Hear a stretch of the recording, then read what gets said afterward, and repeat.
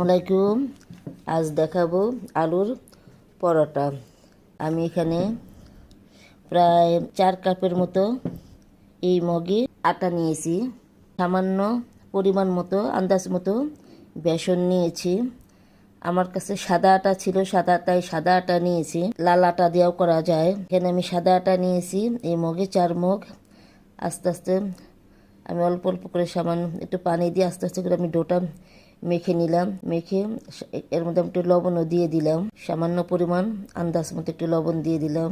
ভালো করে মেখে একটু ঘি দিয়ে 10 মিনিট আমি রেখে দিলাম।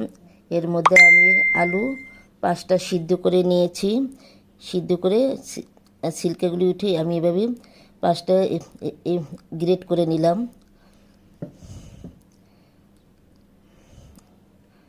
এর মধ্যে আমি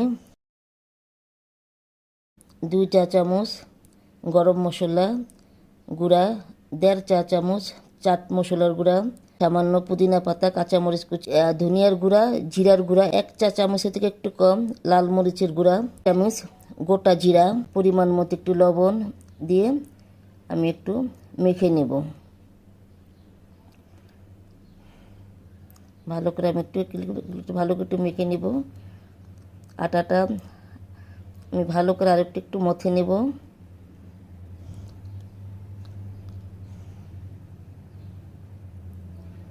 আটাটা খুব সুন্দর নরম হয়েছে, একদম পারফেক্ট হয়েছে।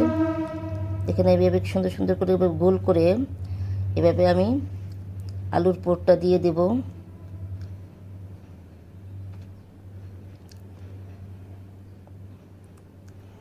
এভাবে ভাঁজ করে আমি এভাবে দেখেন খুব সুন্দর দেখা যায়। এভাবে করে আমি আটায় মেখে নেব।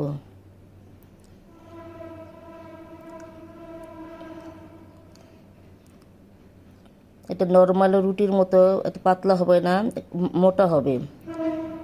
এই আলুর পোড়াটা একটু মোটা হবে, এটা কিন্তু পাতলা হবে না।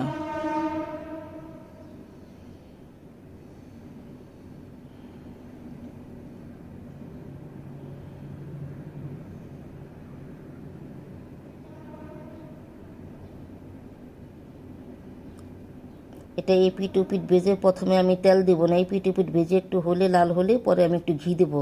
আমি এখানে তেল দিইনি, একটু ঘি দিয়েছি।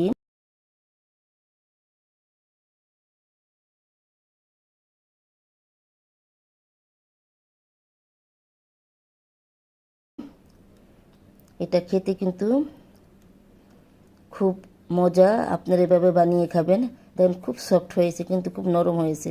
খোদা হাফেজ।